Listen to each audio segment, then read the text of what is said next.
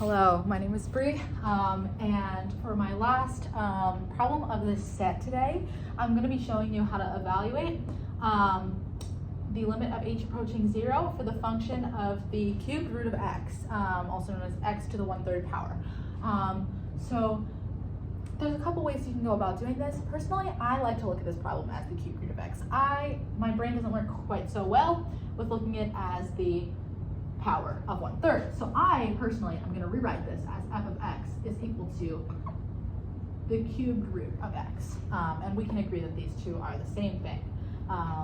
And so what you're going to have to do here is for evaluating using this function, you're going to want to just plug it in for this function.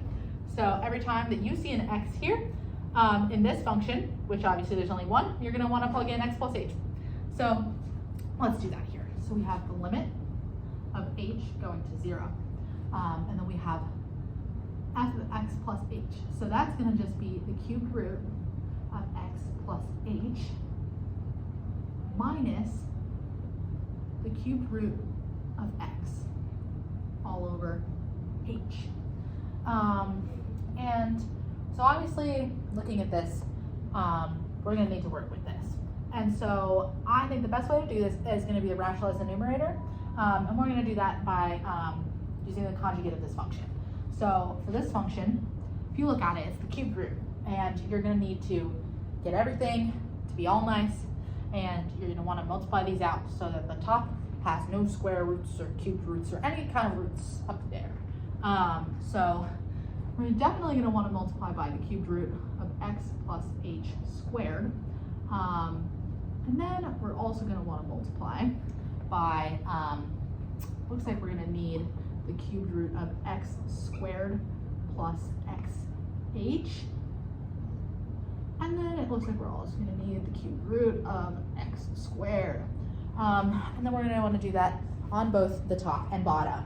So let me just write this on the bottom. Cubed root of x plus h squared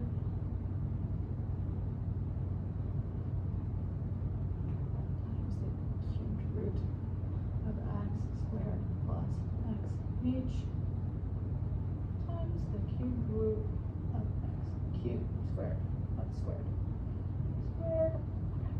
So now we've got a really nice looking function here. So if we were to multiply this out, the top limit of h to 0. So it looks like here we made it so that it's going to multiply out very nicely. So we're just going to get x plus h minus x on the top. When you multiply all that out, if you apply and FOIL, every one of those 2, 2, 2, they should all multiply to be able to turn this into that.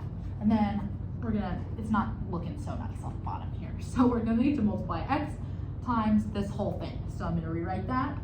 Cubed root of x plus h squared times cubed root x squared plus xh times cubed root squared. Ooh. Okay. And then what we're going to need to do next here is we're going to want to actually just simplify this really nicely. All we have to do here is there's something really nice going on. We have this x minus x, which is perfect for this because what we're going to get here is x minus x. And then so we're just going to be left with h on the top. So we can rewrite that if that's easier for the listeners, so that we can say that this is just going to be h over h times this whole thing. X plus h squared times cubed root of x squared plus xh times the cubed root of x squared. Boom.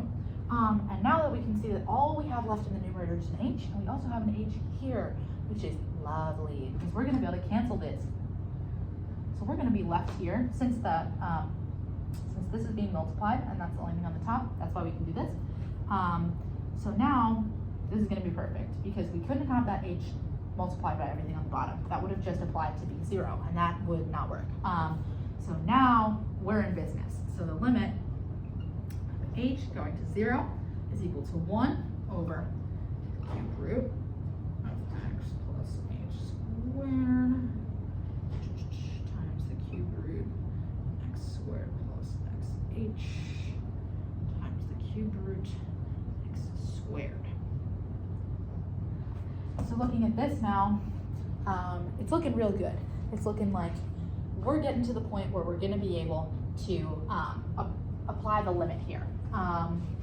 So what I'm gonna do here, we're gonna apply the limit. So when you apply the limit, I'm gonna get 1 over the cubed root of x plus 0 squared times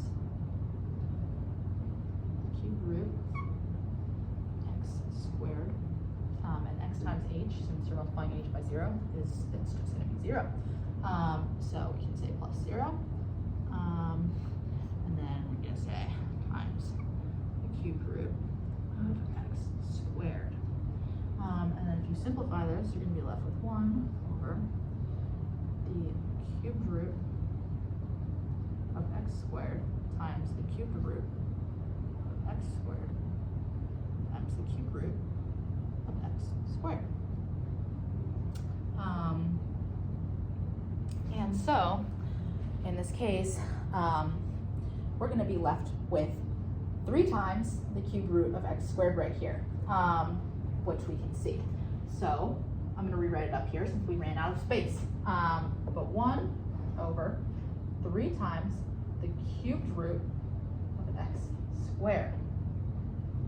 See that there? So the best way to rewrite this now, if we want to make it look a little nicer, we can do 1 over 3, and then x squared, the cubed root of x squared.